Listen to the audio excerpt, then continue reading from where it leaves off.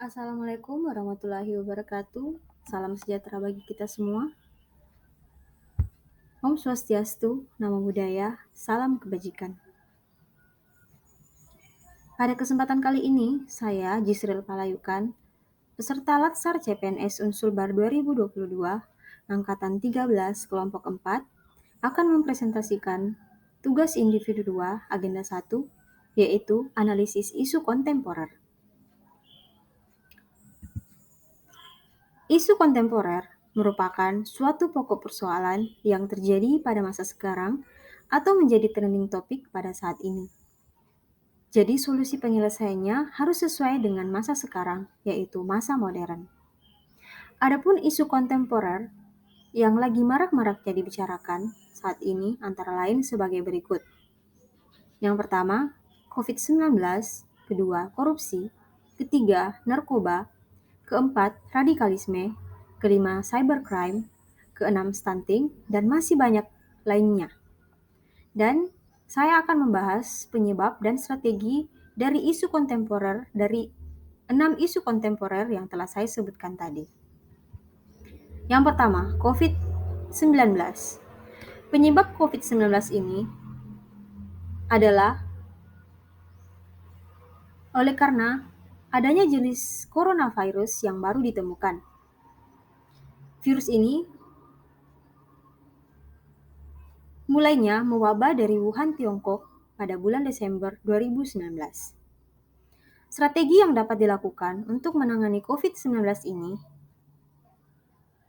yaitu mematuhi, menjalankan, dan mensosialisasikan program pemerintah, yaitu 3T, testing, tracing, treatment, dan 3M, memakai masker, mencuci tangan, menjaga jarak.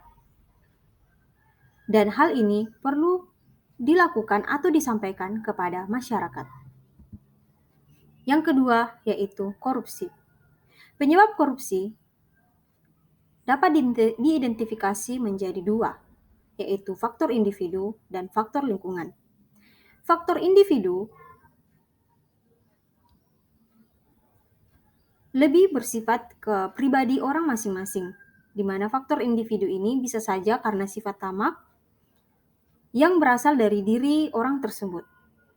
Dan yang kedua yaitu faktor lingkungan, di mana salah satu contohnya yaitu karena masyarakat kita masih lebih menghargai atau masih lebih memiliki pandangan yang baik bagi orang-orang yang memiliki kekayaan berlebih. Sehingga hal inilah yang menyebabkan individu atau kelompok tertentu melakukan korupsi untuk mendapatkan pandangan yang baik dari masyarakat, tapi dengan cara yang salah. Yang ketiga yaitu narkoba. Penyebabnya karena keinginan untuk mencoba, ingin tampil beda, kurang percaya diri, dan akhirnya menjadi adiksi atau ketergantungan. Penyebab yang kedua yaitu ada beberapa orang yang menggunakan narkoba sebagai gaya hidup atau lifestyle. Dapat juga disebabkan oleh pengaruh lingkungan dan tekanan kerja maupun tekanan belajar, sehingga mencari cara untuk meningkatkan daya tahan tubuh.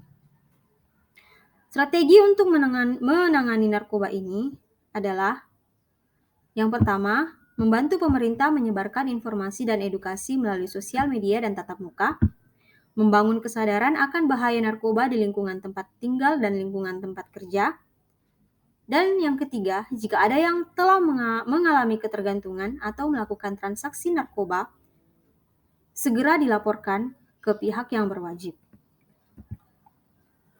Yang ketiga yaitu radikalisme, yang mana disebabkan oleh faktor sosial politik, faktor emosi keagamaan, faktor kultural, faktor ideologis anti-westernisme, dan faktor kebijakan pemerintah. Dan untuk menangkal radikalisme ini, kita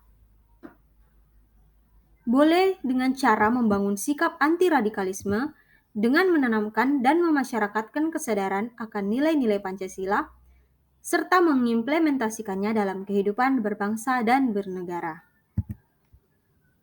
Selanjutnya yaitu cybercrime, di mana Penyebab terjadinya cybercrime antara lain, yang pertama, akses internet yang tidak terbatas, kelalaian pengguna komputer, mudah dilakukan dan sulit untuk melacaknya, dan yang terakhir, pada umumnya, para pelaku merupakan orang yang mempunyai kecerdasan tinggi dan rasa ingin tahu yang besar. Nah, strategi untuk menangani cybercrime ini yaitu yang pertama, memahami regulasi yang ada, menegakkan etika bermedia sosial, memasang identitas asli diri dengan benar, mengecek terlebih dahulu kebenaran informasi yang akan dibagikan ke publik, dan lebih berhati-hati bila ingin memposting hal-hal atau data yang bersifat pribadi. Dan isu kontemporer yang terakhir yaitu stunting, di mana yang disebabkan oleh gizi buruk, infeksi berulang, dan kurangnya stimulasi psikososial. Adapun yang dapat dilakukan sebagai strategi dalam menangani stunting ini, yang pertama yaitu memenuhi kebutuhan gizi sejak awal, bayi mendapatkan ASI eksklusif selama 6 bulan, MPASI sehat untuk mendampingi ASI, konsisten memantau pertumbuhan anak, dan menjaga kebersihan lingkungan. Selanjutnya, kita akan membahas tentang money laundry secara singkat. Money laundry sendiri dalam terjemahan bahasa Indonesia adalah berarti aktivitas pencucian uang.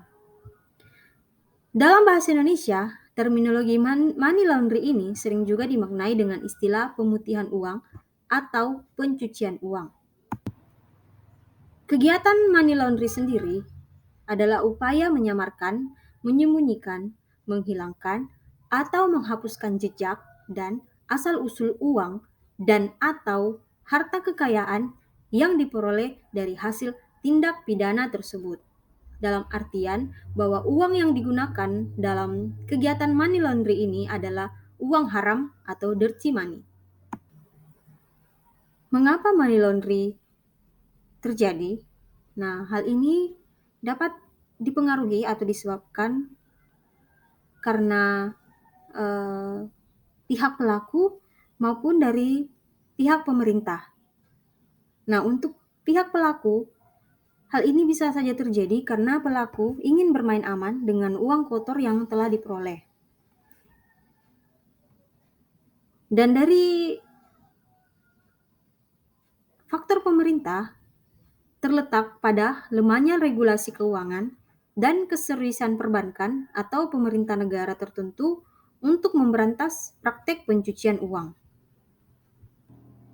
Dan sebagai seorang ASN, cara saya untuk mencegah kegiatan money laundry ini dengan senantiasa menjaga integritas dan komitmen untuk menjaga serta memelihara Indonesia bebas dari pencucian uang dan pendanaan teroris.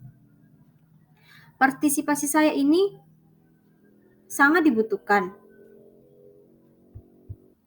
agar tindakan kejahatan pencucian uang boleh berkurang, bahkan boleh berakhir. Perlu diingat bahwa para pelaku pencucian uang dapat berupa pelaku aktif maupun pelaku pasif. Oleh karenanya, serapat mungkin kita membentengi diri dari perilaku yang dapat merugikan diri, baik secara pribadi dan keluarga dengan senantiasa memperteguh iman dan takwa kita kepada Tuhan Yang Maha Esa. Dan juga mempelajari lebih lanjut perkembangan rezim anti pencucian uang di Indonesia. Sekian presentasi saya. Kurang dan lebihnya mohon dimaafkan. Wabillahi taufiq wal hidayah. Wassalamualaikum warahmatullahi wabarakatuh. Terima kasih.